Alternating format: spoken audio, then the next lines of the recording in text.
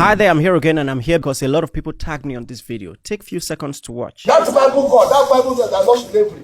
You have been brainwashed by the Europeans. You don't have the ability to think of yourself. Madam, as you just said, you are a brainwashed person. There's nothing like God. He's not there.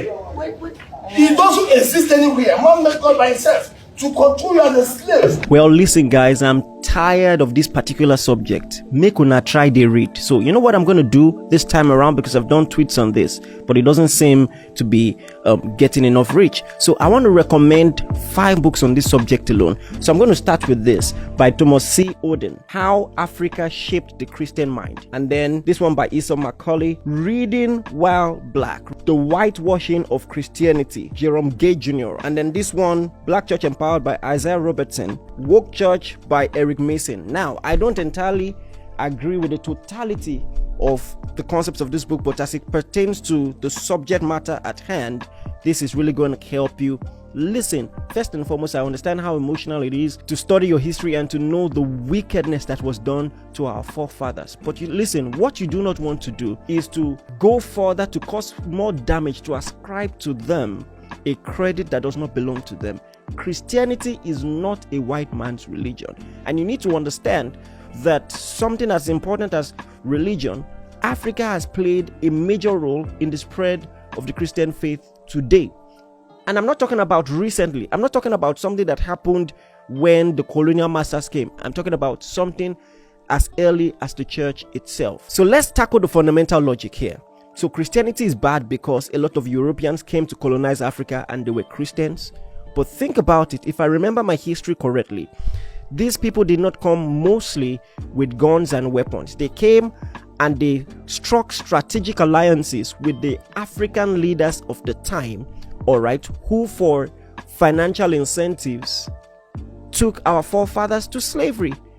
And so think about it. What religion did the African leaders who connived with these wicked people, what religion did they subscribe to? African religion. And so with the same logic, I would say African traditional religion is also bad. At the end of the day, you will understand that just like the Bible says, man is fallen and subject to all kinds of wickedness, and this is why we need God. And you have fallen men. Unfortunately, people use religion as a cover for the demonstration of their wickedness, but when you study the religion objectively, you can know what it really represents and what it really stands for. But now let's talk about Africa and the role it has played in the Christian faith. Right from the Bible days, you see a lot of Africans playing a part. So first and foremost, the Bible tells us that when Jesus was going to the cross, after he had carried the cross for a while, he was tired, and a man called Simon the Cyrene was asked to carry his cross for him. He was a black man. Cyrene is modern day Libya, all right? He was a black man. The Bible also tells us of a man named Apollos. Apollos in Acts 18, the Bible tells us he's from Alexandria, Acts 18 verse 24, all right? Alexandria was a city in Egypt. He was an African man, and right from Acts 18 in Bible days, he was preaching the Christ. The Bible also tells us before Paul began his missionary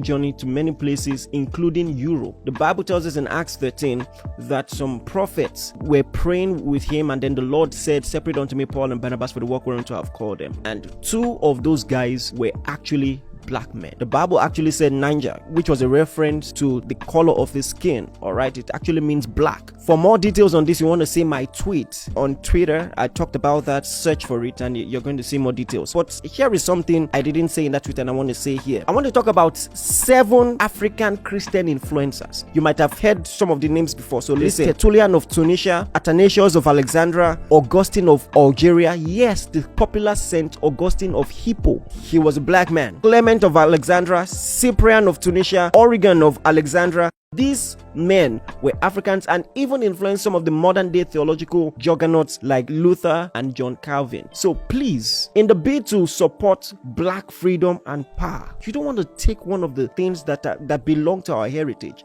our involvement in the preaching of the gospel, because what you're doing will be doing more harm than good. The Bible tells us also of a man named the Ethiopian eunuch, and this was the first missionary, one of the earliest missionaries to Africa. Study the history of Ethiopia. Ethiopia is the first Christian kingdom in the world, and this was long before the colonial masters came to the shores of Africa. I hope this helps. God bless you.